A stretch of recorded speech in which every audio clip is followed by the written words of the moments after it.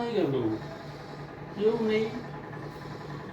হ্যাঁ, বেশ পরিপাটি করে সব সাজানো গোছানো। হুম, ওরে বাপ রে বাপ, রান্নাটা কি আমি করেই ফেলবো নাকি? হ্যাঁ, এটা কি ক্ষীর মনে হচ্ছে? ও, খাবো নাকি একটু ক্ষীর? এটা দিয়ে ক্ষীর খেয়ে নিই একটু।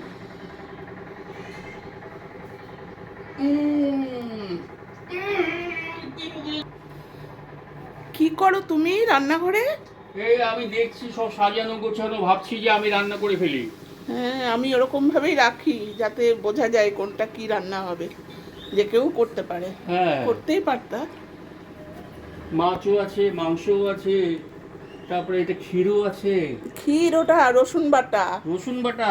হ্যাঁ, মশলা টশলা করে রেখে সব এগুলো সব গুছিয়ে রেখে আমি স্নান করে পুজো দিতে গেলাম। আর তুমি এসে রান্নাঘরে গুটুর গুটুর কি করো গো? এটা কি তিল? হ্যাঁ, তিল। এটা তিলের নাড়ু করবো, একটু রোদে দিলাম। আমার রান্নাঘরটা এত সুন্দর রোদ আসে না শীতের দিনে। আচ্ছা, এটা তো মনে হচ্ছে পেঁপে।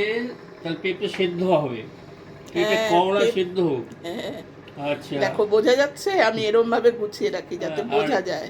আর একটা দিয়ে একটা সবজি হবে। না না, তাহলে এটা দিয়ে সবজি হবে না। এটা দিয়ে হবে মাছের ঝোল। এই পোনা মাছ নিয়ে আসছো, বেগুন আলু দিয়ে ঝোল হবে। এই যে ধনে পাতা দিয়ে, কাঁচা লঙ্কা চেরা, লাভলি। কোনো মশলা ছাড়া। এই যে এই মাছটা সব আমি রেডি করে গেছি যাতে আমার রান্নার দেরি না হয়। আর হচ্ছে এটা হচ্ছে হুম। শুটকি মাছের তরকারি হবে। আচ্ছা আচ্ছা আচ্ছা। আর এটা হচ্ছে আমার ক্যাটচুর, চিকেন ক্যাটচু। সেদ্ধ।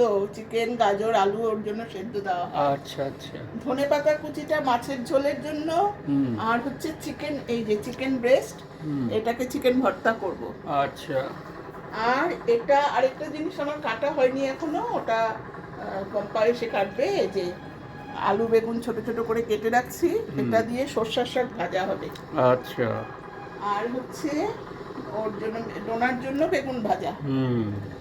ছেলে খেয়ে গেছে আর মেয়ের জন্য বেগুন ভাজা।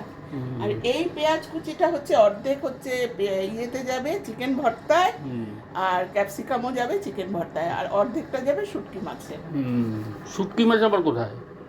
এই যে ওরে বাপরে বাবা, আমি তো আগে দেখিনি, এটাকে লক্ষ্যই করি নাই আমি। ওরে বাপরে বাপ।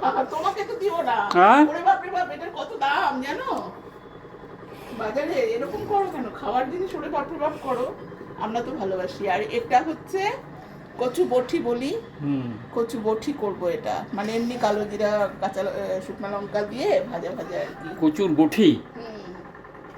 আর এই যে মশলা করে রাখছি, এটা আদা বাটাটা যাবে হচ্ছে তোমার চিকেন ভর্তাতে, এই জন্য অল্প করে আছে। এটা হচ্ছে পেঁয়াজ আর লঙ্কা বাটা, এটা অর্ধেকটা যাবে শুটকি মাছে, অর্ধেকটা যাবে চিকেন ভর্তায়।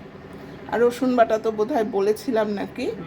এটা হচ্ছে টমেটো আর কাজু বাটা, এটা যাবে চিকেন ভর্তায়। আর এই যে এখানে তো আছে চিকেন ব্রেস্ট, পোনা মাছ আর শুটকি মাছ। আর ভাতের চালটাও বোধহয় দেখিয়েছিলাম নাকি। এই যে চাল ধুয়ে রেখেছি, সব রেডি একদম। রান্না করতে তো ভালোই লাগে না সব রেডি থাকলে।